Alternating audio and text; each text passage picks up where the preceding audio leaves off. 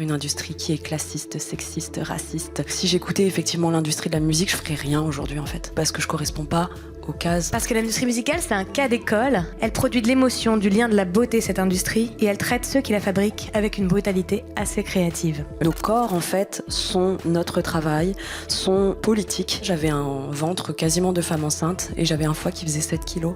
Et tout le monde pensait que j'étais enceinte parce que je suis une femme et que j'avais la trentaine. La thérapie m'a beaucoup aidée en fait à déconstruire cette notion du succès et à me dire mais qu'est-ce qui me suffit et qu'est-ce qui me ressemble. Toi, vu que ton art il part vraiment de ta vulnérabilité et que tu fais vibrer les marges, quoi, t'es pas dans le système tel qu'il est, mais t'arrives à en vivre. Comme j'ai eu peur de mourir, à un moment donné, j'ai préféré écrire une chanson et laisser une trace, comme une sorte de testament artistique. Quand on parle de musique, on parle de celui qui fait, mais il y a aussi celui qui écoute. Il faut aussi entrer dans les institutions, nous, en tant que musiciennes. La place de l'IA aussi dans la musique va faire que les gens auront envie de retourner voir les artistes, auront envie de réinvestir les espaces du réel. On a l'impression que ces gens sortent de nulle part et que d'un coup, tac, les personnes ont écrit des chansons géniales et elles sont devenues connues. C'est tout ce que le fascisme aujourd'hui et l'ultralibéralisme est en train de nous faire perdre. A-t-on le droit d'être malade dans cette société? A-t-on le droit de traiter la question du soin sans que ce soit une injonction supplémentaire à la performance? Voilà.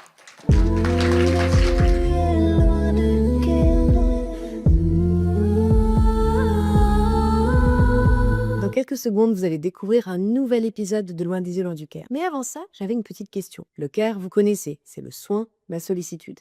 Mais est-ce que vous saviez que votre argent pouvait aussi en avoir? Il y a 12 ans, pour celles et ceux qui ne le savent pas, j'ai créé une entreprise sociale qui s'appelle Yita. Yita, c'est un site sur lequel vous retrouvez des projets écologiques et sociaux et que vous pouvez soutenir avec votre argent. Avec Yita, vous pouvez investir dans des projets assez cool. Alors, par exemple, des énergies renouvelables qui donnent vraiment envie de rêver au monde d'après, des médias engagés qui donnent accès à une information indépendante, des logements sociaux et écologiques qui permettent aux personnes de se reloger avec dignité, des plateformes de recyclage qui réinsèrent des personnes éloignées de l'emploi, ou encore des boîtes qui produisent localement. Genre par exemple, tu te souviens quand tu étais en primaire et que vous souleviez votre verre pour découvrir votre âge et que tu te moquais de la personne qui avait 35 ans. Aujourd'hui, tu regrettes amèrement. Cette boîte, elle s'appelle Duralex et elle a notamment permis à des salariés de redevenir propriétaires de leur outil de production. Et ouais, c'est possible tout ça. En gros, avec l'ITA, vous pouvez soutenir une économie que vous avez vraiment envie de voir advenir. Genre si vous étiez par exemple ministre de l'économie mondiale. Pas aujourd'hui, ça existe. Et c'est sur lita.co. Bonjour à toutes et à tous, merci d'avoir résisté à la terrasse pour être avec nous aujourd'hui. Vous êtes quelques-uns à avoir cédé. Donc merci, c'est vraiment top de pouvoir parler aujourd'hui d'art, de musique, de la manière dont elle soigne, mais aussi de la manière dont elle peut détruire, notamment quand, comme pour à peu près chaque truc cool en fait, c'est repris par l'industrie et par le système capitaliste. Donc moi je suis Eva Sadoun, pour celles et ceux qui ne me connaissent pas, qui sont passés comme ça devant la gaieté, et comme vous le savez peut-être, Loin des yeux, loin du Caire, c'est un podcast qui explore la valeur du soin dans la société et qui valorise la vulnérabilité, non pas pour en faire un outil marketing, mais pour la protéger et lui permettre d'avoir une place dans cette société. Je suis un peu essoufflée. L'effet d'avoir monté, c'était pas une très bonne idée de faire des allers-retours dans l'escalier. Je reste toujours en postpartum, même si ça fait 1 an. Donc on est en pleine journée et on va parler de l'industrie musicale aujourd'hui. Parce que l'industrie musicale, c'est un cas d'école. C'est Mia. Donc il y a ma fille qui est là. C'est une tentative qu'on fait de voir si un podcast en live peut être bébé-friendly. Peut-être pas. Donc l'industrie musicale, c'est vraiment un cas d'école de ce dont on parle dans Loin des yeux, loin du Caire. Dans la mesure où elles ont besoin du soin, ces industries, elles ont besoin de la vulnérabilité, elles en vivent et elles en extraient même la valeur, mais elles font tout pour ne pas les reconnaître réellement. Elles produisent de l'émotion, du lien, de la beauté, cette industrie, et elles traitent ceux qui la fabriquent avec une brutalité assez créative. Quelques chiffres. Sur les scènes françaises, les femmes représentent 17% des artistes leaders. Sur Spotify, les voix masculines captent 71% des écoutes. Et dans ce secteur, plus de 80% des personnes interrogées ressentent régulièrement une sensation de déprime. Le secteur de l'art et du spectacle étant le plus touché par les idées suicidaires. Et 1 artiste sur 2 se tourne vers l'automédication. Ce n'est pas une série de coïncidences, c'est une structure. Une structure qui aujourd'hui a un visage très concret. Les majors de l'industrie contrôlent 70% du marché mondial. Un algorithme décide ce qu'on entend. Et le modèle de rémunération dominant fait que même si vous n'écoutez que des artistes indépendants comme Thérèse, vous finirez par financer majoritairement les plus gros succès commerciaux. La diversité musicale reste encore aujourd'hui un effet de surface. Et c'est ce que Mark Fisher disait déjà à l'époque. Il a nommé ça comme un piège systémique. Le capitalisme, lui, colonise jusqu'à nos imaginaires alternatifs. Les artistes qui veulent faire autrement finissent souvent par reproduire ce qu'ils fuient. Et l'auto-exploitation, rebaptisée passion, souvent, et la précarité, rebaptisée liberté. Mon invitée connaît ça de plusieurs intérieurs. Donc Thérèse est musicienne, podcasteuse, militante culturelle. Avant ça, elle était dans l'industrie du luxe. Tu en es partie après un burn-out. Et tu es arrivée dans l'industrie musicale où tu as découvert que certaines logiques ont un passeport. Ce qui est assez drôle, que j'ai découvert sur LinkedIn, pas plus tard que lundi, c'est qu'on est passé par les mêmes enceintes. Capitaliste ou non, donc on est passé par le lycée Hélène Boucher du 20e arrondissement de Paris, pour celles et ceux qui ne le connaissent pas, lycée assez... qui incarne pas mal les luttes anticapitalistes. Et puis ensuite, on est rentrés toutes les deux dans ce qu'on fait de mieux en matière d'entrisme capitaliste, justement. On est passé par une grande école, que je ne vais pas non plus citer, de commerce, qui là nous a appris d'autres choses, comme une valeur de la réussite très productiviste, une valeur du mérite aussi très centrée vers l'argent et très centrée vers le système capitaliste dans la manière dont il fonctionne. Alors, est-ce que c'est ça qui a fait qu'on a pété un câble toutes les deux, ou est-ce que c'est autre chose? En tout cas, c'est une réalité, voilà. C'est un héritage. Et c'est assez marrant de savoir, du coup, comment on est passé de ces institutions-là à finalement aujourd'hui parler de soins en pleine journée, à la gaieté lyrique. Bon. Parce que effectivement le care, c'est vraiment ce qu'on décide de voir et ce qu'on décide de laisser de côté.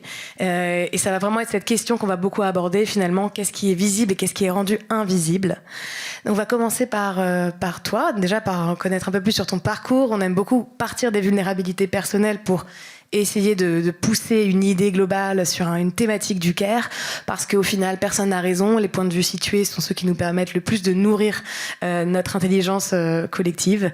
Donc Thérèse, parle-nous un petit peu de toi, de ton parcours et du regard peut-être que tu portes déjà sur cette industrie et la manière dont le care est ou pas un moteur. Recoucou tout le monde, je suis très heureuse et honorée d'être ici aujourd'hui pour parler de soins avec Eva. Et ce qui m'a amenée aujourd'hui ici, c'est la volonté de transmettre, parce qu'il y a peut-être pas mal de gens qui se posent des questions et qui continueront à s'en poser longtemps. Je vous le souhaite en tout cas. Moi aujourd'hui, j'ai l'impression d'avoir commencé à trouver des bribes de réponses. Et j'espère que ça s'arrêtera pas.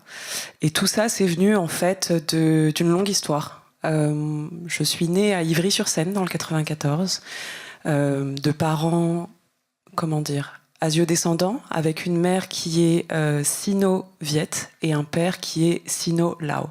Ce qui fait que donc je suis sino-lao-viet, d'origine, née à Ivry-sur-Seine.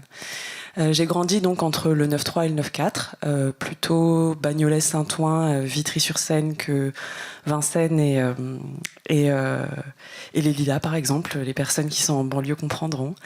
Donc plutôt en banlieue très populaire et voilà. Et j'étais plutôt bonne à l'école.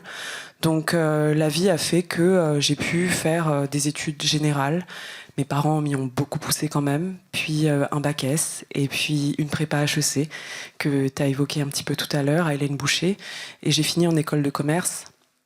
Puis après ça, j'ai travaillé pendant 5 années et demie, important de dire le et demi, parce que c'est ce qui m'a sauvée du gros craquage dont je me serais peut-être pas relevée, chez LVMH, dans une boîte qui s'appelle Kenzo Parfum. Et j'étais cadre là-bas en marketing. Voilà. J'adorais mon métier parce qu'il était très complet. J'ai appris énormément de choses. J'ai appris la photo, la vidéo, toutes ces techniques-là. J'ai appris à aller en usine, à travailler sur des flacons de parfum, à travailler avec des nez, des personnes qui créent les parfums, des designers, etc. J'ai appris à calculer des chiffres, à gérer des budgets mondiaux sur de la parfumerie. J'avais énormément de responsabilités et j'étais très stimulée.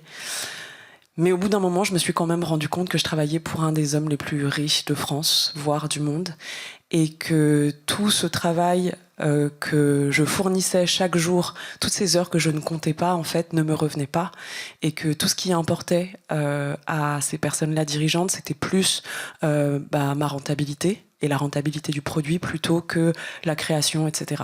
Donc j'ai un peu déchanté. Et suite à ces 5 années, j'ai en parallèle découvert une petite surprise familiale. Voilà, parce que un jour, en voulant quitter cette entreprise, j'ai fait tous les examens médicaux parce que je savais que j'allais garder la mutuelle encore 1 an ou 2 et que je voulais profiter un peu de ça. Donc voilà, pour les personnes qui sont en CDI, vous savez comment ça marche.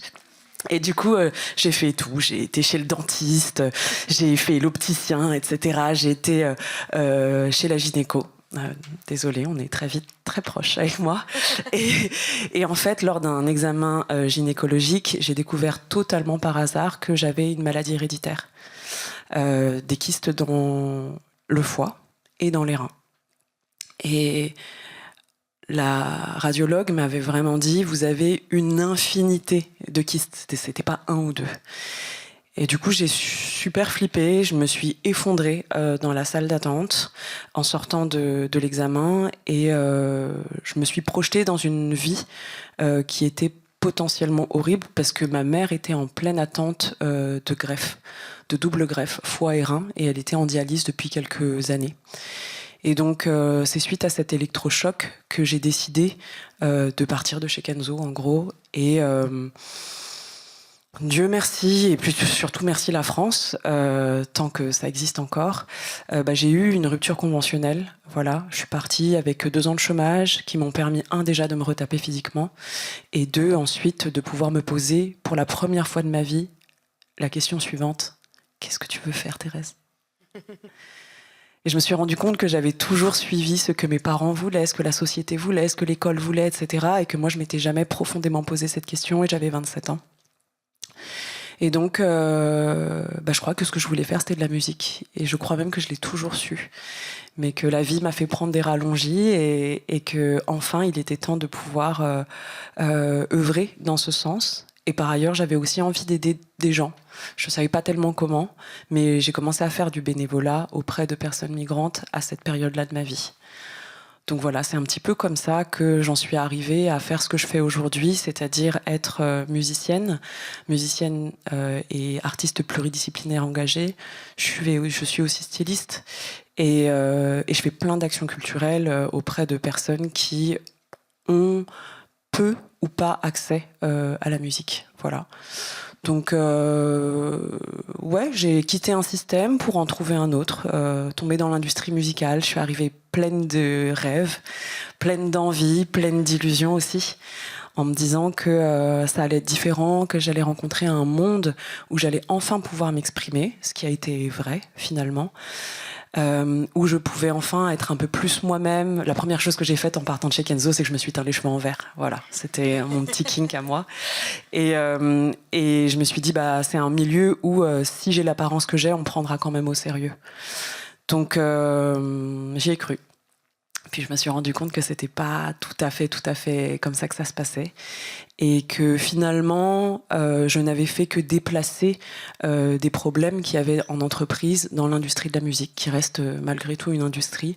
Et donc, je me suis rendu compte que c'était aussi au même titre que dans les grandes entreprises, au même titre que dans la société tout entière, une industrie qui est classiste, sexiste, raciste.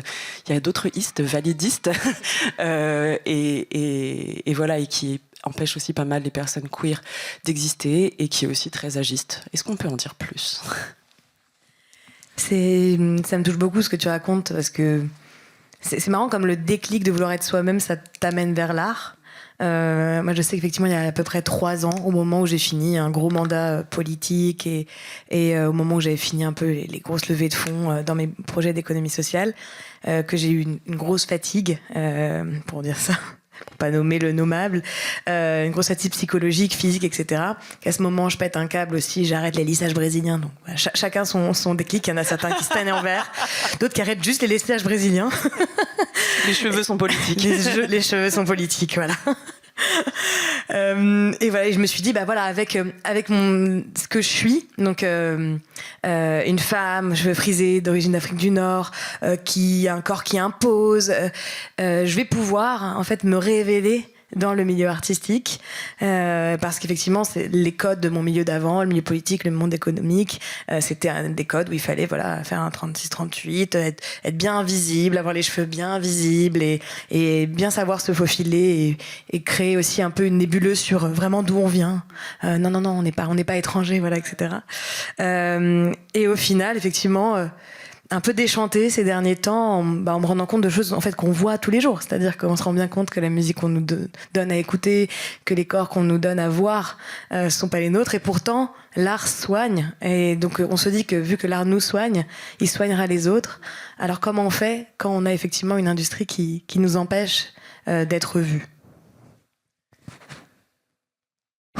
Des questions assez intenses. On se débrouille, je dirais, un peu comme on peut. Moi, j'ai la sensation que seule, en tout cas, j'aurais jamais pu faire grand-chose.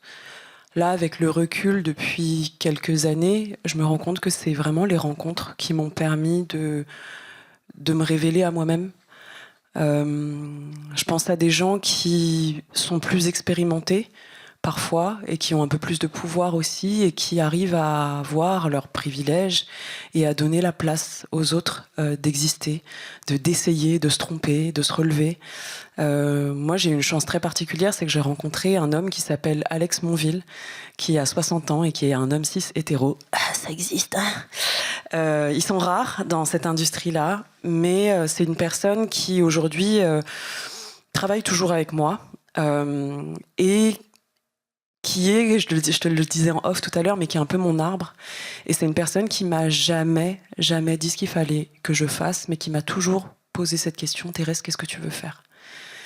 Et c'est extrêmement précieux, et je me rends compte qu'aujourd'hui, je ne sais pas s'il y a des musiciens, musiciennes, entrepreneureuses, personnes dans la culture, mais je crois que c'est important de pouvoir s'entourer de personnes qui vous posent ces questions-là et qui vous aident à vous développer en tant que vous-même.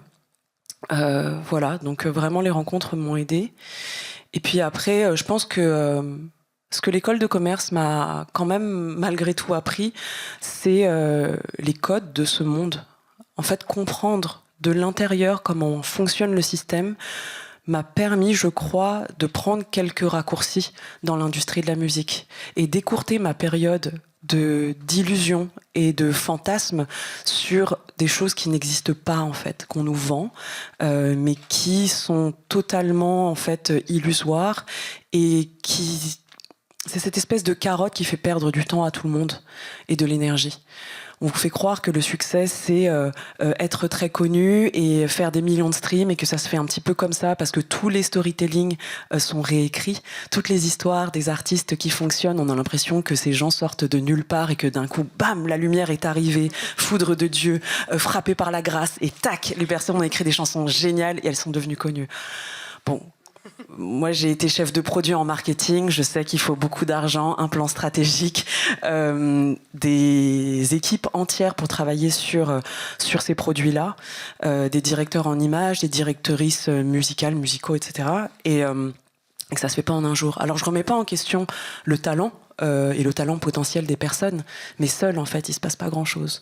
Donc la déconstruction de ce rapport à la réussite, non seulement industrielle, mais aussi par rapport à moi-même, parce que c'est pas parce qu'on le sait qu'on arrive à le ressentir dans sa chair et à l'accepter. On peut savoir sur le papier que voilà, un tel ou une telle a bénéficié de tant de millions d'euros pour lancer un premier disque, etc. Mais au fond de nous, on veut être cette personne aussi, quoi. Et c'est assez humain, finalement. Et ça met du temps. Moi, je crois que la thérapie m'a beaucoup aidée, en fait, à déconstruire cette notion du succès et à me dire, mais qu'est-ce qui me suffit? Et qu'est-ce qui me ressemble pour œuvrer plus en paix par rapport à mon parcours, par rapport à mes créations, par rapport à mon entourage aussi. Qu'est-ce que je suis prête à accepter? Qu'est-ce que je suis prête à endurer, subir pour pouvoir être en adéquation avec mon concept de réussite? Et toi, vu que ton art, il part vraiment de ta vulnérabilité et que, voilà, tu fais vibrer les marges, quoi. T'es pas dans le système tel qu'il est, mais t'arrives à en vivre. Aujourd'hui, comment tu fais pour réussir à faire vibrer ces marges? Parce que c'est quand même une question. Le but est pas de se dire comment on transforme le système. Moi, j'en suis revenue, t'sais. Alors que j'étais avant payé beaucoup d'argent pour dire, dans les grandes entreprises, on peut transformer le système. Depuis que je ne dis plus ça, je ne gagne plus d'argent. Et surtout, en fait, j'en suis revenue économiquement. Même aujourd'hui, je vois que les transformations économiques, elles passeront par les marges et elles seront incarnées dans ces marges-là. Et on verra si les générations d'après arriveront à les faire entrer dans le système. Mais de toute façon, toutes les transformations sont tellement lentes que ça se passera pas maintenant. Mais comment on fait pour réussir quand même à faire vibrer ces marges, à les faire entendre et à vivre aussi, et ne pas être aussi dans cette espèce de précarité qui est sublimée, mais qui n'a rien de sublime. Par rapport à ce que je disais tout à l'heure, il y a effectivement un travail sur soi à faire, de conscientisation et comment dire, de trouver cette espèce de notion de la réussite, de trouver aussi en soi une espèce de solidité qui nous permet d'avancer malgré tout, parce que si j'écoutais effectivement l'industrie de la musique, je ferais rien aujourd'hui en fait. Je ferais juste rien du tout parce que je corresponds pas aux cases.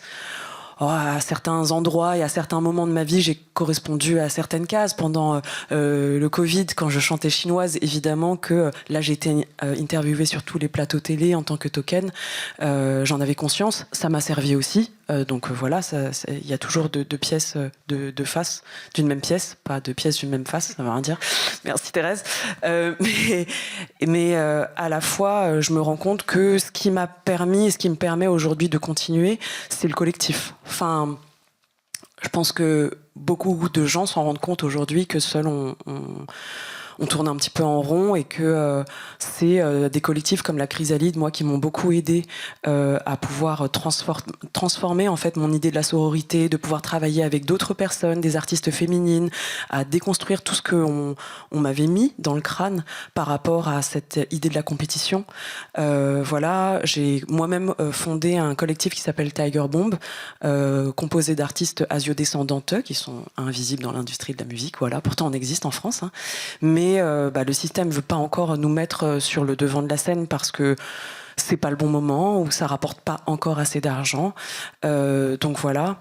Là, je suis en train de commencer à monter un autre collectif d'artistes engagés avec une quinzaine d'artistes pour pouvoir faire bouger des lignes au niveau politique en vue des élections l'année prochaine, l'année suivante, etc. Et voilà, tout ça, ça m'a beaucoup aidé. Et je pense que y a effectivement le travail, psychologique, le collectif, comment on s'entoure, avec qui on travaille, quels sont nos endroits quelque part de radicalité dans le faire. Je parle pas forcément de discours, parce que moi aussi j'en suis revenue de ce discours. En revanche, on a un pouvoir d'action sur ce qu'on fait avec les personnes avec qui on travaille, qui on décide de payer en fait dans nos équipes, etc. Ça, je pense que c'est hyper important. Et puis après, justement, cette question financière, elle est assez centrale. En général, moi en tout cas, quand j'ai commencé à faire de la musique, je disais que je faisais pas ça pour l'argent, etc., etc. Alors, effectivement, je faisais pas ça pour l'argent, sauf que si tu veux continuer à le faire, faut manger, quoi. Donc, l'indépendance, l'autonomie financière, elle est hyper importante, et encore plus en tant que femme intersectionnelle. Et du coup, j'ai dû comprendre et apprendre à me créer un système financier qui soit pas hyper florissant encore, mais suffisamment solide. Et donc, pour ce faire, je n'ai pas mis tous mes œufs dans le même panier. Je ne vis pas de ma musique. Je n'ai jamais cherché à vivre que de ma musique parce que c'est ultra précaire. Un jour, ça marche. Le lendemain, ça marche plus. Et d'un coup, si c'est notre seule source de revenus, ce qui se passe, c'est qu'on est obligé de suivre soit des tendances, soit le rythme de l'industrie, soit ce que demandent les labels pour pouvoir exister. Et ça, pour moi, c'était absolument pas possible. J'avais le recul nécessaire pour me dire que diversifier mes activités, c'est pour ça que je fais plein de choses différentes, c'est aussi mon caractère. J'aime bien faire plein de trucs différents.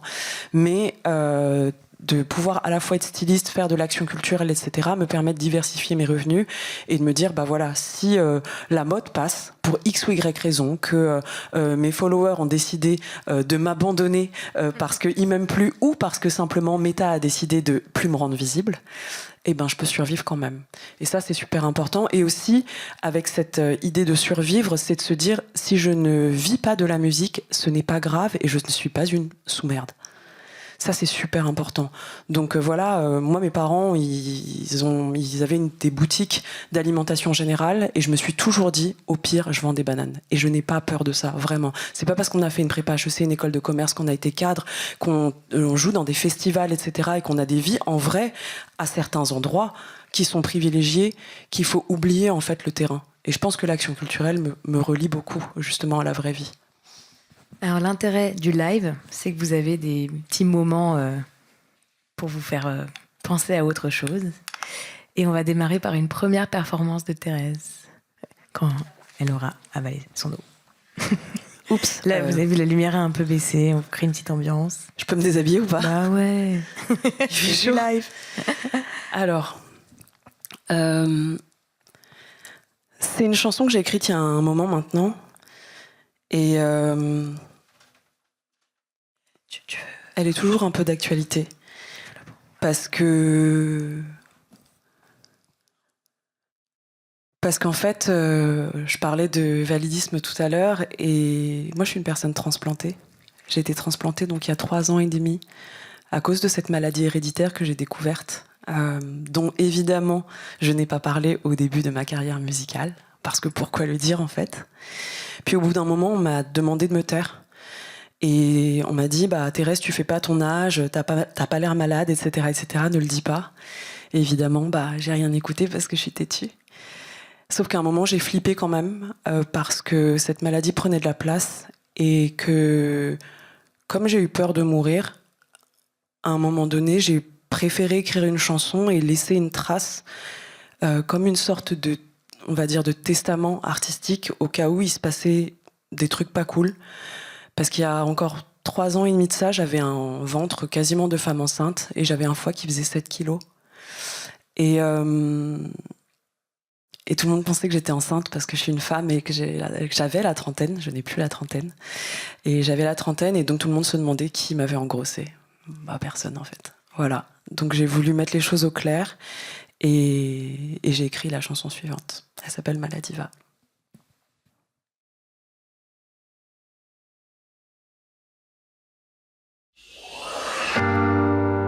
Est-ce qu'on peut la remettre, s'il te plaît? Merci.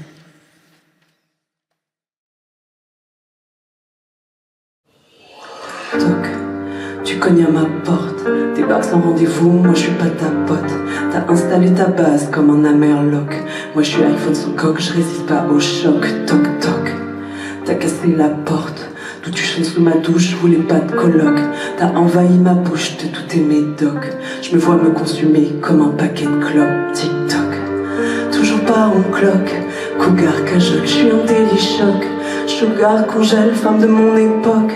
L'idée me fait suer jusque dans mon froc. Bad blocks, dis-moi qui débloque. Des mois que je développe dans mon lit une haine réciproque envers cette saloperie. Tu te moques de mes rêves de gosse.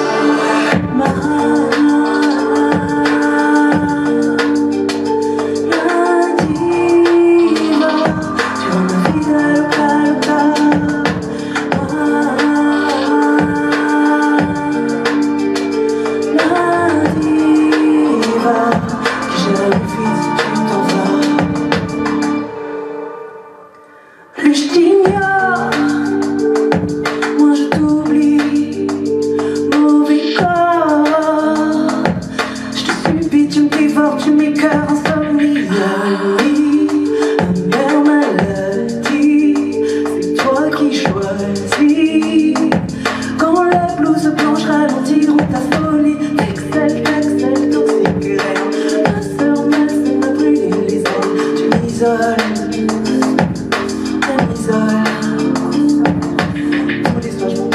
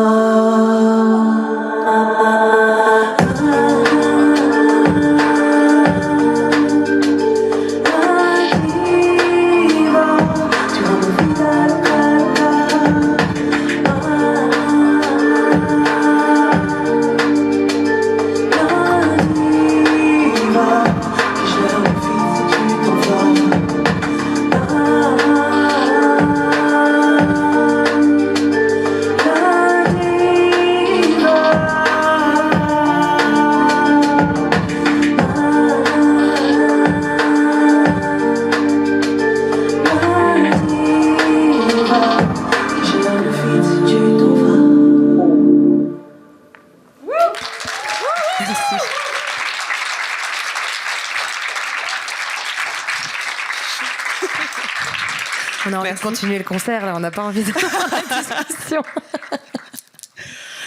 Merci beaucoup, c'était très touchant. Merci. Ça vous a plu? C'est un exercice particulier marrant, de parler, et puis de se dire, je me lève et je chante. Ouais. On est sur le 20h, tu sais, quand Stromae il se met à démarrer sa chanson comme ça, face cam, t'es en mode wow. Voilà, c'était toi, Stromae, cet après-midi. Je pense que je vais pas finir comme lui, je fais plus attention. Tu fais attention à toi? Oui. C'est un bon sujet. On va changer les parties. Parce que c'est quand même de l'audio, il faut qu'il y ait un fil. Pour celles et ceux qui nous écoutent.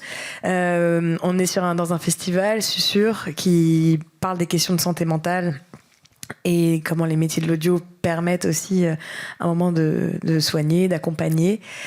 Comment on protège sa santé mentale en tant qu'artiste aujourd'hui? Est-ce que, même pour ceux qui se font un peu plus broyer par l'industrie, est-ce qu'il y a des gens que tu as pu rencontrer? Et comment on arrive effectivement dans ce système quand même à protéger sa santé mentale? Et aussi toujours, parce que quand on parle de musique, on parle de celui qui fait, mais il y a aussi celui qui scelle et qui écoute. C'est-à-dire que si effectivement un projet musical global ne permet pas de soigner, en fait on se prive quand même de l'art comme un moyen aussi de guérison collective. Donc voilà, je voulais avoir un peu ton regard sur cette question, la santé mentale et l'art. Je l'ai un petit peu évoqué tout à l'heure déjà, mais j'ai la sensation que la thérapie m'a aidée, mais il n'y a pas que ça. Déjà, tout le monde n'a pas les moyens de se payer un ou une thérapeute parce que c'est cher. Mais beaucoup de lectures m'ont aidée. Il y a aussi mes amis, mes proches, mon entourage. Je pense que on dit souvent, alors c'est un peu de la vulgarisation approximative, mais qu'on est un petit peu la somme des 5 personnes les plus proches de soi, etc. Je sais pas à quel point c'est vrai, mais je pense qu'effectivement, ces personnes déteignent tout de même sur nous, d'une façon ou d'une autre, et que, pour le coup, si c'est le cas, si on a envie de s'améliorer et d'être des personnes qui... Enfin, en fait, tout simplement, il faut choisir les gens autour de soi, quoi, c'est tout. Enfin, c'est pas si simple, mais c'est possible. Et moi, je crois que j'ai appris à mieux me connaître tout au long de ces années. C'est un travail qui est difficile, parce qu'on a plein de monstres en nous qu'on n'a pas du tout forcément envie d'affronter. Mais malgré tout, c'est nécessaire, je crois, justement, pour prendre soin de sa santé mentale. Souvent... la société nous permet d'avoir un petit peu des espèces d'anxiolytiques à portée de main, que ce soit l'alcool, les substances, le téléphone portable. Voilà, c'est devenu le substitut à beaucoup de choses, à des liens humains, à des problèmes. On scrolle à l'infini pour oublier quelque part nos souffrances. Et finalement, faire face à tout ça, je pense que c'est important. Réfléchir à comment on consomme les choses, je crois que c'est important. Et puis, j'ai la sensation aussi que se mettre un cadre, pour moi, ça a été important. J'aime pas trop utiliser ces termes aujourd'hui, mais je crois que la connaissance de tout ça m'a quand même beaucoup aidée sur les questions d'hypersensibilité, de neuroatypie, etc. J'ai pas envie de me restreindre à être une case ou des lettres. Cependant, lire à ces sujets-là m'ont permis de me rendre compte que peut-être que j'étais pas folle. Parce que longtemps, dans ma jeunesse, je pensais être folle. Et jusqu'à ce que je me rende compte que finalement, on était beaucoup à penser être folle et fou. Et en fait, peut-être qu'on l'est un peu tous et toutes, et c'est pas grave. Simplement, avoir un mode d'emploi pour savoir comment faire quand ça déborde, c'est important. Et ce qui m'a permis de garder le cap, je crois, c'est de me fixer un petit peu des règles et d'écouter mon corps. Et justement, je parlais de transplantation tout à l'heure à travers la chanson, et je crois que c'est ce qui m'a aidé, grandement en fait, à apprendre à écouter mon corps. On le dit souvent, ce truc, écouter son corps. Mais finalement, il y a peu de gens qui savent réellement le faire parce qu'on ne nous l'apprend pas quand on est jeune. Je fais souvent des tables rondes sur la santé, etc. Et un jour, j'étais stupéfaite parce que en atelier, il y a une nana qui m'a dit mais comment on fait pour écouter son corps du coup ? Qu'est-ce que ça veut dire ? Et en fait, je me rendais compte qu'il y a des personnes qui ne savent pas ce qui se passe dans leur corps quand elles sont en colère, quand elles sont joyeuses, quand elles sont... En fait, il y a une espèce d'idée de l'émotion, mais il y a un trou ou une scission entre l'idée et le ressenti réel dans la chair. Et moi, je crois que l'opération et puis mon éducation aussi, mes parents étant asio-descendants, ils m'ont aussi élevé dans une culture un peu plus holistique où la médecine est différente, etc., où l'attention au corps, à l'alimentation est un petit peu plus, on va dire, il y a une attention plus grande qui est portée par rapport en tout cas à l'éducation occidentale, même si ça commence à venir aujourd'hui. Et par ailleurs, il y a eu juste, je me suis perdue en route. Je sais plus ce que j'étais en train de dire. Ça m'arrive très souvent. Tu veux que je t'accompagne ? Ouais. Allez. Il y a quand même, j'ai l'impression, une différence de traitement entre les artistes, sans vouloir faire même d'intersectionnalité, mais rien qu'entre déjà sur les biais de genre. Ouais. On a l'impression que les artistes masculins, ils ont le droit d'émerger tard, qui sont beaucoup moins jugés quand même sur leur choix. Tu parlais du fait que quand effectivement tu avais la trentaine, on pensait que tu étais enceinte et on attendait de toi. Ouais. Moi, j'ai eu un bébé il y a 1 an et moi, j'ai l'impression que en fait, l'industrie aussi n'attend pas qu'une femme en postpartum ou juste une femme avec un enfant puisse comme ça jouir de son corps, se présenter différemment, etc. Donc comment ce biais de péremption entre guillemets qui touche, je trouve, quand même majoritairement les femmes, c'est-à-dire que c'est sûr que toutes les industries musicales elles ont ce principe de signer les gens avant 25 ans pour les accompagner soi-disant selon leur pendant leur carrière, pour les broyer quand ils sont encore naïfs. Je mets les sous-titres. Mais c'est encore ce traitement-là, il est encore pire. Quand même pour les femmes. Et il y a beaucoup de femmes qui commencent à en parler, des femmes mamans comme Eve Lamarca ou d'autres, etc., qui commencent à assumer le fait qu'on puisse être une femme plus âgée, une femme mère, etc., et quand même avoir le droit d'exister dans l'espace artistique. Toi, comment est-ce que tu as rencontré des femmes qui étaient dans ce cas-là, et est-ce qu'il existe des espaces aussi alternatifs pour ces femmes-là, pour pouvoir s'exprimer, et comment réussir à lutter aussi contre ça, quoi. Alors que pourtant, à la tête de plein de labels aujourd'hui, on a des femmes, mamans, etc. Et pourtant, ça change pas.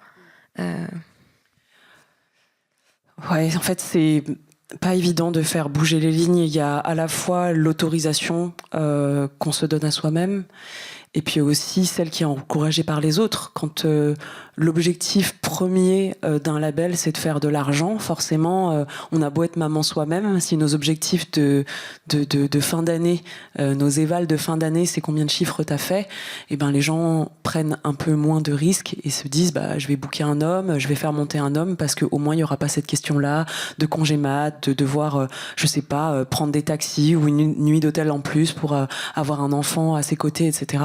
Donc c'est ça qui est un peu compliqué. Après, aujourd'hui, j'ai l'impression que ça change un tout petit peu et très lentement, mais malgré tout ça existe, parce qu'à l'époque il n'y en avait vraiment pas du tout, et là il y a quand même des espaces, des festivals qui se créent, des associations qui se créent, qui permettent justement déjà d'en parler. Ça, c'est une première chose. Et puis après, petit à petit, de faire émerger des initiatives. Et voilà, il y a aussi des programmes de mentorat qui existent où ces questions-là sont traitées. Moi, cette année, je suis mentor MEWEM. Je suis pas maman, mais je sais qu'il y en a dans la team de mentors. Et en fait, elles se donnent aussi des tips à ces endroits-là. Il y a le collectif des maternitantes qui aide, en tout cas dans l'industrie de la musique, sur ces questions-là et qui se battent pour les femmes qui veulent devenir mères. Mais c'est très lent, c'est malgré tout très lent. Parce que je pense que ça va aussi justement avec notre déconstruction qui est lente tout simplement en tant qu'être humain. On a beau savoir quelque chose, s'autoriser à être mère, c'est pas facile. Et puis après, il y a des réalités économiques qui font que les femmes restent moins payées. À un moment donné, si tu veux payer des couches et faire manger ton enfant correctement, parfois c'est un peu compliqué de continuer la musique parce qu'on sait très bien que c'est déjà des carrières extrêmement précaires. Donc t'as un peu un serpent qui se mord la queue, et c'est dans ces moments-là que je pense qu'il faut aussi entrer dans les institutions. Nous, en tant que musiciennes. L'année dernière, j'étais commissaire à égalité diversité à la SACEM, et je repostule pour l'année prochaine parce que je me rends compte que même si c'est lent, la majorité des personnes qui sont dans ces institutions-là ne sont pas méchantes en soi. Ce sont des personnes ignorantes. Elles n'ont aucune putain d'idée de ce que sont nos carrières aujourd'hui, en fait. Elles ont l'impression que les artistes sont encore des artistes interprètes, qui sont là, et puis on leur fait les ongles, on leur apporte le café, et puis elles montent sur scène, elles chantent, elles sont jolies, et puis elles rentrent chez elles. Non, c'est pas du tout comme ça que ça se passe. On a 17 métiers en même temps, on est payé pour un seul, et encore pas très bien. Et ça, c'est un réel problème. Donc, entrer dans les institutions, ça permet de faire comprendre notre statut, faire valoir nos compétences, et ensuite de faire bouger l'industrie. Ce collectif d'artistes dont je parlais, que je monte avec Raphaël du groupe Terre Noire, avec aussi l'association Génération Panasiatique, mais aussi plein d'autres artistes. On n'en a pas encore parlé publiquement, mais il y a Étienne Jarrier de l'Orchestre du Nouveau Monde dedans, il y a Paloma Colombe de Réinventer la Nuit, etc. Il y a Kelly Boy de la Chrysalide dont je parlais tout à l'heure, et plein d'autres artistes. Mais en fait, ce qu'on cherche à faire, c'est d'une part, de restructurer le statut des artistes aujourd'hui en 2026 au regard de nos responsabilités et de nos nouveaux métiers. Il n'est pas normal qu'aujourd'hui les artistes en développement et pas en développement ne soient pas syndiqués. C'est pas normal. Il y a la CGT Spectacle qui existe, mais c'est un peu moyenâgeux par rapport à nos statuts. No shade, j'aime beaucoup la CGT, j'ai une casquette là que je porte tous les jours. Et voilà. Et par ailleurs, il y a aussi donc le SMA, le syndicat des musiques actuelles, qui existe, mais qui jusqu'à présent n'incluait pas les artistes. Est-ce que c'est normal que dans l'industrie qui tourne autour de nous, on soit nulle part aux instances de décision? Et donc voilà, je pense que c'est hyper important à un moment de se dire, de pas attendre en fait. De se dire, même si on le fait pas pour nous, et même si de notre vivant, les choses n'auront pas entièrement bougé et que ce sera pas encore génial, mais de commencer à faire des choses et de se structurer pour faire converger des luttes, c'est hyper important. J'ai encore cette espèce d'espoir qu'il se passera quelque chose. J'en suis absolument pas certaine, mais je me dis que sans ça, j'ai du mal à tenir. Donc, on continue. On est parti pour le deuxième moment Stromae. Et cette fois, c'est moi qui vais me lever. Alors, je vais me faire un peu d'eau. Toi, tu t'es déshabillée. Moi, je vais mettre un petit peu d'eau. Et ça leur laisse un peu de s'adapter.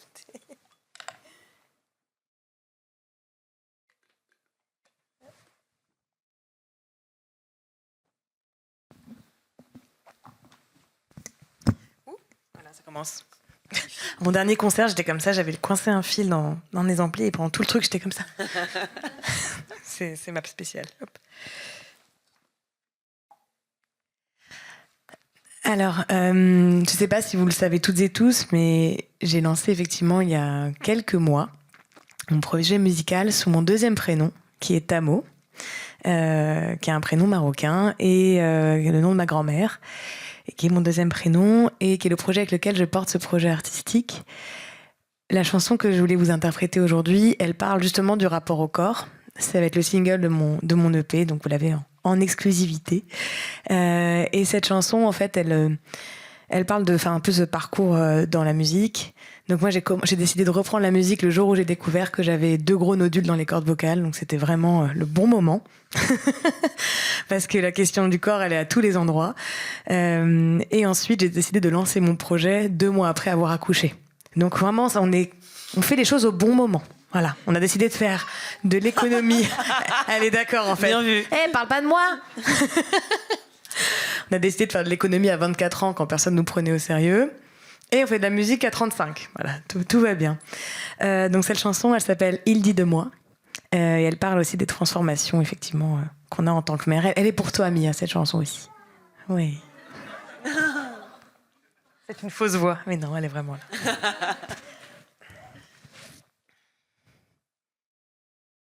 Comme une ombre, comme un phare, même quand je l'ignorais. Il m'accompagne où que j'aille, dicte mes choix, mes années. Il dit mon histoire désarmée, impose ses lois, mais jamais me laisse tranquille. Et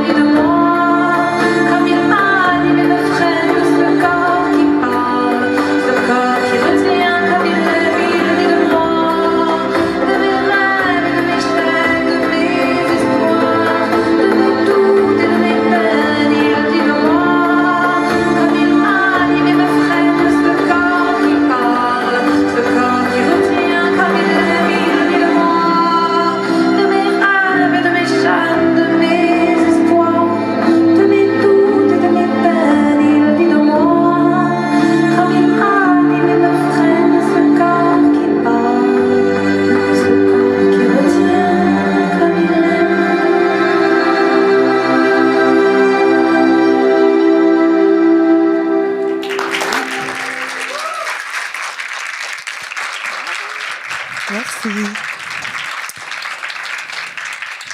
Donc l'actionnariat dans l'industrie musicale. Podcast, n'importe quoi. En fait, ce qui est bien en podcast, c'est qu'on peut faire un peu ce qu'on veut. Et c'est un espace de liberté qu'on va pas s'empêcher de prendre. Bien d'accord. Waouh.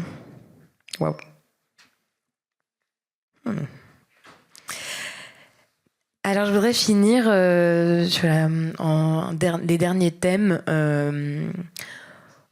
autour de... quand même, on a l'impression que ça va à l'encontre... Enfin, en ce moment, on vit un backlash dans à peu près tous les endroits, d'ailleurs. Hein. Moi, je suis partie un petit peu de la transformation économique sur les questions écologiques, sociales, parce que j'ai réalisé que j'avais un mur devant moi et que voilà, l'émergence partout en Europe, partout dans le monde, d'une extrême droite qui ne se présente pas comme telle, mais qui est ultra-libérale, qui veut juste accélérer les destructions économiques capitalistes de ces 50-60 dernières années, avec effectivement en plus ce repli sur soi qui va à l'encontre de tous ces projets dont on parle.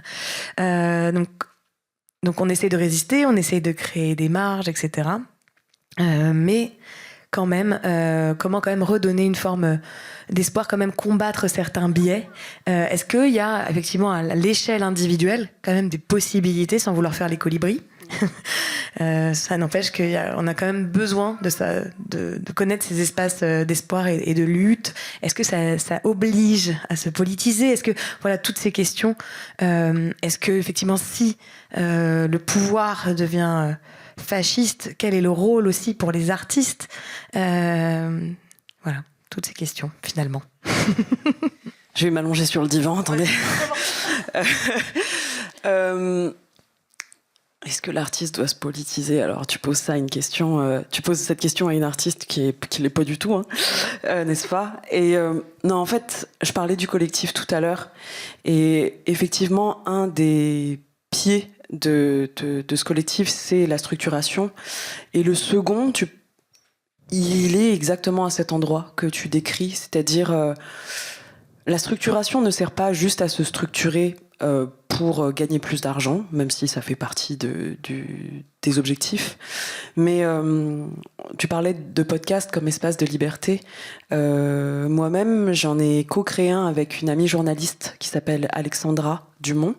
Et notre podcast est aussi sur le soin, d'une certaine façon, puisqu'il s'appelle Tamalou. Et il est sur la santé physique et mentale des artistes. Et dans ce podcast, il y a pas mal de gens qui sont venus intervenir, à la fois des artistes, mais aussi des professionnels, et puis des gens qui sont un petit peu en dehors de l'industrie, des philosophes, des sociologues, des médecins, etc., pour porter un regard un peu plus distancié sur notre industrie un peu fofolle. Et dans ce podcast, moi, j'ai appris que Laurie, par exemple, qu'on a interviewée sur le premier épisode, elle se prenait une piqûre de cortisone avant de monter sur scène, à chaque fois. Elle n'a jamais annulé un seul concert. Avec une endométriose profonde, elle a dû se faire enlever l'utérus. Enfin, c'est vraiment hardcore, son histoire. On a la Chica qui est venue témoigner aussi pour nous dire qu'elle avait avorté sur scène, par exemple. Voilà. Ça, c'est des choses qui sont normales pour le show must go on. Et il y a plein d'autres exemples que vous pourrez entendre. Et donc, ça, c'est plus possible. Nos corps, en fait, sont notre travail, sont politiques. Et à ces endroits-là, dans ces métiers-là, on doit les défendre. Et on doit les défendre à tous les endroits, au niveau de la santé, mais aussi au niveau de notre image, au niveau de ce qu'on raconte, de nos messages. Et à l'heure où le fascisme est en train de gagner du terrain, je crois que, en tout cas, moi, ma posture, c'est pas de me dire que ça sert à rien tout ce qu'on a fait parce que de toute façon, il gagne. Moi, je vois vraiment le monde comme une sorte d'équilibre où chacune, justement, œuvre à sa façon pour maintenir l'équilibre du monde. Et je crois que le monde, alerte spoiler, je le dis très souvent, mais le monde n'ira jamais bien. Jamais. Parce que l'être humain est fait d'ombre et de lumière, vous le dites comme vous voulez, mais on a tous et toutes des monstres. L'humanité est aussi monstrueuse. L'humanité est aussi lumineuse. On est capable de soigner. Moi, j'ai reçu cette greffe d'une personne que je connais pas. Encore une fois, je le dis très souvent en concert, mais je sais pas ce qu'elle mangeait au petit-déj. Je sais pas comment elle s'appelait. Je connaissais pas ses convictions politiques. Je sais pas pour qui cette personne votait, etc. Ni son orientation sexuelle, mais elle m'a sauvé la vie. Et l'être humain, c'est aussi ça. C'est aussi des médecins qui travaillent, c'est aussi la sécurité sociale qui existe et qui, en fait, permet à tout un chacun et chacune ici de pouvoir avoir le droit d'être vulnérable. Et justement, c'est tout ce qu'on est en train de perdre aujourd'hui. Et les gens se rendent pas forcément compte de ça par rapport à l'art, etc. On parle de soins, on parle de podcast, mais tout ça, c'est extrêmement lié, en fait. Le droit à la vulnérabilité est lié à la sécurité sociale directement. Le chemin est très très court. Et c'est tout ce que le fascisme aujourd'hui et l'ultralibéralisme est en train de nous faire perdre. A-t-on le droit d'être malade dans cette société ? A-t-on le droit de traiter la question du soin sans que ce soit une injonction supplémentaire à la performance ? Et moi, je crois vraiment que, très étrangement, cette transplantation m'a obligée à prendre soin de moi, parce que c'était une question de survie. Et c'est une façon pour moi, ça a été une façon pour moi de comprendre à quel point il était précieux de prendre soin de soi pour pouvoir prendre soin de la société. Ce qui ne veut pas dire qu'on ne peut pas le faire quand on n'est pas en forme, mais je crois qu'on le fait moins bien.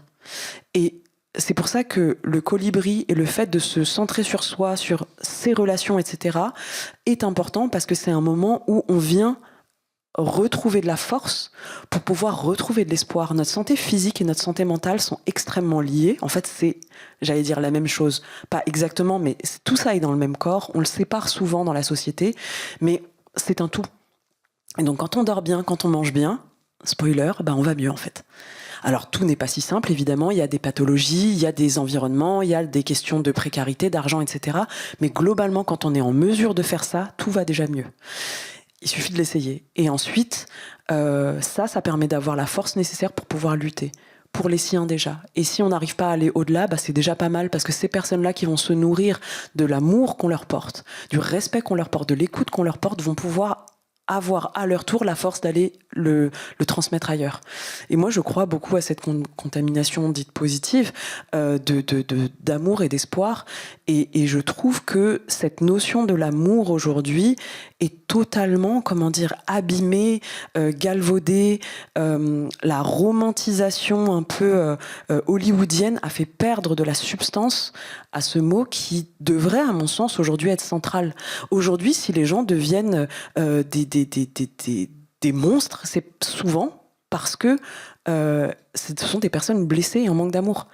Et ça paraît très bisounours comme ça, mais aujourd'hui, j'ai la sensation que si on prend des cas individuels, toutes les personnes qui sont allées en thérapie ou qui côtoient des gens qui sont allés en thérapie, en général, c'est ça qu'on soigne. Et je crois que l'humanité, au sens large, parce que moi, je fais toujours des allers-retours entre l'individu et le collectif, j'ai la sensation que la cellule, nous-mêmes, et ce qui se passe dans la Terre, en fait, il y a des gros parallèles qui se font. Je crois qu'on est dans une crise existentielle, humaine, collective en ce moment, et que justement, il faut, je crois, continuer à œuvrer pour maintenir l'équilibre du monde. Et pas pour que le monde aille super bien. Il n'y a pas les gentils et les méchants. On est tous gentils, on est tous méchants à l'intérieur. Comment on fait pour que l'équilibre se maintienne à l'intérieur de nous et donc dans le monde, quoi. J'ai fait des dizaines d'années de théologie et de philosophie, et ça, c'est vraiment l'un des fondamentaux de la théologie que moi j'ai appris, qui est cette idée de la responsabilité pour autrui. Donc en fait, le fait même de se sentir responsable des personnes autour de nous va créer une forme de chaîne de responsabilité et va faire qu'en fait la société va tenir par ce lien. Sauf qu'en fait, ce lien, il est aujourd'hui pourri, il est détruit par des hyper-intermédiations, par un grand nombre de technologies, par effectivement des polarisations d'idées et aussi une surindividualisation aussi du soin, du bonheur, etc., qui a quand même pour objectif d'isoler les gens. Et aujourd'hui, il y a ce débat autour de l'intelligence artificielle, même dans la musique, et du fait qu'aujourd'hui, il y a de plus en plus d'artistes, effectivement, qui émergent d'intelligence artificielle, encore pour couper le lien finalement entre l'artiste et celui ou celle qui l'écoute, empêcher aussi la politisation de l'art d'une certaine manière, parce qu'une IA, elle fera ce que vous voulez, elle sera plutôt douce si c'est une femme, plutôt bien musclée si c'est un homme, quoi. Et après, toutes les personnes qui sont non représentées. où elle va représenter des marges, mais plutôt pour effectivement capitaliser dessus, parce que le capitalisme est très très fort pour reprendre les combats radicaux et les combats de la marge. Mais moi, je suis plutôt de composition utopiste, c'est mon levier mental pour ne pas avoir envie de me flinguer. Et je me dis que c'est peut-être ça qui va faire que les gens voudront retrouver du lien. On est arrivé dans une surintermédiation extrême, et je me dis peut-être que la place de l'IA aussi dans la musique va faire que les gens auront envie de retourner voir les artistes, auront envie de réinvestir les espaces du réel. Vous êtes quand même là malgré le soleil, ça en est une forme de preuve. Est-ce que tu crois en ça ou pas ? Je crois beaucoup à la polarisation du monde et de l'univers. Voilà, tout a un contraire en fait. Et effectivement, j'ai la sensation que l'IA fait peur à beaucoup de gens aujourd'hui et que quelque part, c'est presque la pastèque sur le gâteau qui vient dire guys, vous en êtes où dans vos vies là en fait d'humains ? Est-ce que ça va ? Je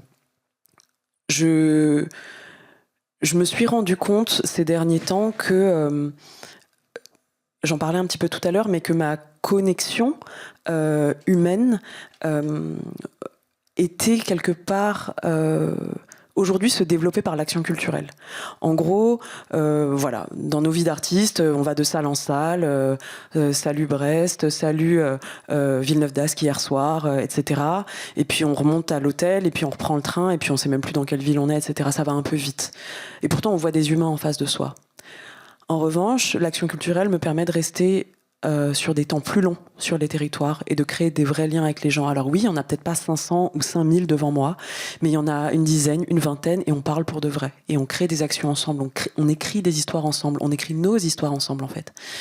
Et aussi surprenant que ça puisse être, je fais des actions culturelles dans des endroits où je suis sur le papier pas du tout la bienvenue.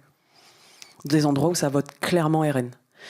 Et en fait, en me déplaçant, en ayant le courage de me déplacer à ces endroits-là, je viens montrer et prouver à ces personnes que je suis beaucoup plus proche d'elles que ce que CNews veut montrer. Et ça, c'est un truc qui est assez dingue. Moi, quand je repars de certaines villes du Nord où je sens que les discours sont un petit peu tendus quand on commence à ouvrir un peu nos bouches et nos cœurs, et que après un après-midi, 3 heures passées ensemble, ou une semaine entière, ou plusieurs séances d'affilée, en ce moment, je vais beaucoup à la prison de Sequedin, dans le nord de la France, et donc je travaille avec des détenus, ces gens qu'on a complètement recalés de la société, et en fait ça m'apprend énormément sur moi-même et sur l'autre, et sur la place de l'être humain, sur la question du pardon, sur tous ces gens qu'on abandonne quelque part et qui ne demandent qu'une chose en fait, à être en lien, à être écouté, à pouvoir échanger et à se rendre compte en fait de nos humanités respectives. Et on a beaucoup plus de points en commun que de différences. Et quand bien même ces différences, elles existent, je pense que c'est important de les souligner. Parfois, il va y avoir des lieux où on va mieux se comprendre et parfois on ne se comprendra pas. Et ce n'est pas grave. L'important, c'est de se dire, c'est pas parce que je comprends pas l'autre que j'en ai peur et que l'autre doit être exterminé ou ne pas exister, etc. Et du coup, je crois effectivement que l'IA aujourd'hui qui fait peur à pas mal d'artistes et aux artistes notamment qui sont dans ce collectif dont je vous parlais tout à l'heure, on est complètement dans cette démarche de recréer du lien et de refaire des choses plus petites, de repenser, de se permettre et d'oser penser autre chose que ce que le capitalisme nous a servi sur un plateau en fait. On a grandi avec des grandes images, on parlait de Stromae, le pauvre tout à l'heure, qui lui est patron de lui-même, qui fait un putain de burn-out, qui arrête sa tournée, qui écrit un album sur son burn-out et qui repart sur une tournée aussi gigantesque et qui refait un burn-out derrière. C'est dire à quel point le capitalisme est ancré en nous. C'est pas que les grands patrons. Tant qu'on n'a pas déconstruit ce truc et qu'on n'est pas OK de revenir à une échelle plus petite et de faire de l'art et de faire des artistes, des gens qui se déstarifient eux-mêmes et qui n'ont pas besoin d'être des dieux et des déesses, mais d'être des êtres humains qui sont là pour être des tiers déclencheurs, pour faire le lien entre différentes populations qui ne se connaissent pas, qui ne se parlent pas. Moi, je trouve que c'est notre rôle. En fait, on n'y arrivera pas. Et donc, c'est un travail à la fois individuel, mais aussi collectif, de se dire comment moi-même je travaille sur moi, comment je m'épaule comment je me sers du courage aussi des autres pour pouvoir faire collectif et aller vers. Parce que ce qui est difficile, j'ai lu une phrase, je sais plus de qui c'est, mais qui disait en substance, c'est pas exactement ces mots, mais qui disait porter sa voix et ses idées à voix haute, ça demande du courage, mais les porter collectivement, ça en demande encore plus. Et c'est vrai, parce que l'objectif, quelque part, de ce collectif qu'on est en train de créer, qui n'a pas encore de nom, hein, c'est pour ça que je le dis pas, hein, parce que j'ai rien à spoiler, c'est de se dire, est-ce que nous, on va réussir en tant qu'être humain à être capable de dépasser justement ces différences? Est-ce qu'on est capable vraiment de converger? Est-ce qu'on est capable de proposer autre chose que la querelle des gauches qui existe chez nos gouvernants et nos gouvernantes, enfin les personnes qui nous représentent? Est-ce que la population civile est capable de se dire ok, on n'est pas totalement d'accord sur tout, mais en fait on a envie de faire front parce que l'avenir qu'on veut pour notre pays, c'est ça, et que en fait, tous et toutes, on peut œuvrer pour, et que l'art et que la musique a un rôle extrêmement important à jouer. C'est quand même un des domaines avec le sport qui rassemble le plus de personnes, et de personnes notamment différentes. Quand on va à des concerts, alors pas tous les concerts, mais quand on va sur un festival, il y a des gens qui viennent un petit peu de partout. Bon, pas complètement, parce qu'en vrai, c'est cher, les festivals. Mais dans les festivals qui sont gratuits ou pas chers, qui se perdent parce que les subventions se perdent, ça brasse pas mal de gens différents. Et c'est important de pouvoir lutter comme ça, ensemble, se rendre compte qu'on est capable d'être dans des espaces communs, de faire la fête autour de ces questions-là, et de redéfinir à la fois, nous, nos responsabilités en tant qu'artistes, notre rôle, mais aussi que le public s'en rende compte. Aujourd'hui, quand ça stream que sur Spotify et que des artistes mainstream, en tant qu'auditrice, et je vous jette pas la pierre, je suis aussi auditrice, en fait, on nourrit un système et on tue l'émergence d'autres voix, d'autres représentations qui peuvent permettre à des gens de se reconnaître dans des luttes, dans des combats. Ça étouffe l'émergence de nouveaux artistes et des nouvelles générations, et ça sclérose en fait tout un système, et on continue à avoir des Patrick Bruel et des Depardieu sur le devant de la scène, alors qu'en fait on est en 2026 et qu'il est temps peut-être de laisser aussi de la place aux autres, quoi. Alors maintenant, c'est le moment France Culture, après avoir eu le moment France 2. Et on va terminer ce podcast par une lecture que tu vas nous faire, que je te laisse présenter toi-même. Alors, quand Eva m'a demandé de faire une performance, bon, évidemment, j'ai pensé à chanter une chanson, mais je me suis dit, qu'est-ce que je pourrais leur dire, qu'est-ce que je pourrais partager qui me tient vraiment, vraiment à cœur, qui pourrait peut-être, et peut-être pas, faire du bien aux gens. Là, on parle de tout ça, des luttes, de ce qui nous tient à cœur, du sens qu'on donne à la vie, et parfois du non-sens qu'on donne à la vie aussi, parce que certaines personnes ont perdu espoir. Et finalement, moi, je me rends compte que j'ai eu des lectures qui m'ont fait beaucoup, beaucoup de bien dans ma vie, et notamment la lecture d'un psychanalyste qui s'appelle Carl Gustav Jung, que vous connaissez peut-être ou peut-être pas. Et j'ai mis 1 an à lire ma vie, qui est ici, voilà.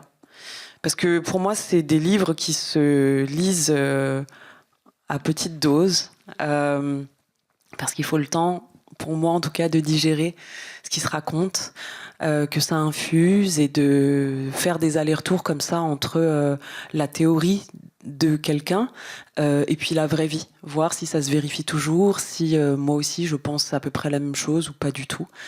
Et il s'avère que cet auteur est une personne qui m'a beaucoup servi de guide presque spirituel dans la vie, parce qu'il a pu concilier 2 opposés qui sont en moi, à savoir la pensée orientale, plus holistique, et puis la pensée et mon éducation occidentale, parce que je suis née en France et que j'ai grandi ici et qu'il y a énormément de choses auxquelles je tiens. Et quand je suis un peu perdue et que je me demande si j'ai raison, pas raison, et que finalement peut-être que je me dis que c'est pas tellement la question, je relis certains de ces bouquins et des passages de ces bouquins. Et y a une personne dans cette salle pour qui ce sera peut-être un peu redite parce que je lui ai lu il y a pas très très longtemps. On était sur mon canapé, on a dîné ensemble et puis je lui ai dit écoute, je viens de finir ce livre et ça m'a fait vachement de bien. Et du coup j'ai envie de vous le lire. On en est où on en est dans la vie et peut-être que ça fera écho, peut-être pas, mais et peut-être que ça fera écho dans 4 ans, à chacun son rythme. Je suis content que ma vie ait pris ce cours. Elle a été riche et m'a beaucoup apporté. Comment aurais-je pu en attendre autant ? Une foule de choses que l'on aurait pu escompter se sont produites. Certaines auraient pu être différentes si j'avais moi-même été différent. Ainsi, les choses furent ce qu'elles devaient être, car elles sont devenues telles du fait que je suis comme je suis. Bien des choses et bien des circonstances sont nées intentionnellement, mais ne tournèrent pas toujours pour autant à mon avantage. Le plus grand nombre s'est déroulé naturellement, par le destin, et je regrette beaucoup de bêtises nées de mon entêtement. Mais si je ne l'avais pas eu, je ne serais pas arrivé à mon but. De sorte qu'à la fois, je suis déçu et ne suis pas déçu. Je suis déçu par les hommes et je suis déçu par moi. Au contact des hommes, j'ai vécu des choses merveilleuses et j'ai moi-même œuvré plus que je ne l'attendais de moi. Je ne peux pas me faire un jugement définitif car le phénomène vie et le phénomène homme sont trop grands. Plus je suis devenu vieux, moins je me compris et moins je me reconnus. Et moins je suis de moi. Je suis étonnée de moi-même, déçue, réjouie. Je suis attristée, accablée, enthousiaste. Je suis tout cela et ne parviens pas à en faire la somme. Je suis hors d'état de constater une valeur ou une non-valeur définitive. Je n'ai pas de jugement sur moi ou sur ma vie. Je ne suis tout à fait sûre en rien. Je n'ai à proprement parler aucune conviction définitive à aucun sujet. Je sais seulement que je suis née et que j'existe. Et c'est comme si j'éprouvais le sentiment d'être portée. J'existe sur la base de quelque chose que je ne connais pas. Malgré toute l'incertitude, je ressens la solidité de ce qui existe et la continuité de mon être tel que je suis. Le monde dans lequel nous pénétrons en naissant est brutal et cruel, et en même temps d'une divine beauté. Croire à ce qu'il emporte du non-sens ou du sens est une question de tempérament. Si le non-sens dominait en absolu l'aspect sensé de la vie, au fur et à mesure de l'évolution, disparaîtrait de plus en plus. Mais cela n'est pas ou ne me semble pas être le cas. Comme dans toute question de métaphysique, les deux sont probablement vrais. La vie est sens et non-sens, ou elle possède un sens et non-sens. J'ai l'espoir anxieux que le sens l'emportera et gagnera la bataille. Quand Lao Tse dit « Tous les êtres sont clairs, moi seul suis trouble », il exprime ce que je ressens dans mon âge avancé. Lao Tse est l'exemple d'un homme d'une sagesse supérieure qui a vu et fait l'expérience de la valeur et de la non-valeur, et qui, à la fin de sa vie, souhaite s'en retourner dans son être propre, dans le sens éternel inconnaissable. L'archétype de l'homme âgé qui a suffisamment contemplé la vie est éternellement vrai. À tous les niveaux de l'intelligence, ce type apparaît et est identique à lui-même, qu'il s'agisse d'un vieux paysan ou d'un grand philosophe comme Lao Tse. Ainsi, l'âge avancé est une limitation, un rétrécissement.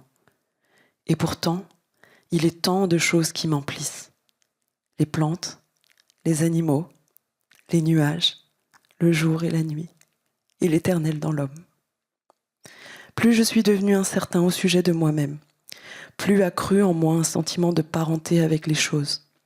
Oui, c'est comme si cette étrangeté qui m'avait si longtemps séparé du monde avait maintenant pris place dans mon monde intérieur, me révélant à moi-même une dimension inconnue et inattendue de moi-même.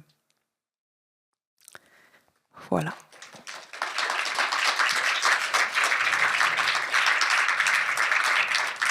Merci. Merci à toi. Ce texte m'émeut toujours autant, tout simplement parce que je crois que même si je suis pas encore un vieil homme, il y a des moments où je me sens un peu vieil homme quand même, et parfois j'ai l'impression d'avoir 4 ans.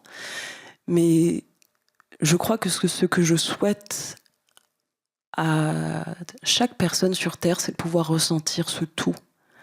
C'est hyper précieux. Et avant, je pense que j'avais peur du mot spiritualité. Je suis pas spécialement croyante en une religion ou quoi, mais l'expérience de passer près de la mort, je pense que c'est quelque chose d'extraordinaire. Et que si c'était à refaire, je le referais, parce que ça m'a ouvert les yeux sur le monde et sur la vie, et ça m'a permis de comprendre pourquoi on était là, en fait. En tout cas, pourquoi moi, je suis là. Et la possibilité de ressentir le tout, je crois qu'elle est en tout un, chacun et chacune. Et je pense que c'est ça qui permet d'avoir cette espèce de responsabilité sur le monde et de se dire, en fait, sans toi, j'existe pas, et sans moi, t'existes pas. Et Jung l'a très bien compris, il a mis des années, toute sa vie à faire des recherches autour de tout ça pour finalement nous dire que la vie est peut-être sens et non-sens. Je sais pas si ça fera sens pour vous ou pas, mais voilà, c'était un peu mon dernier mot. Merci Thérèse, merci à vous, merci à toutes et à tous.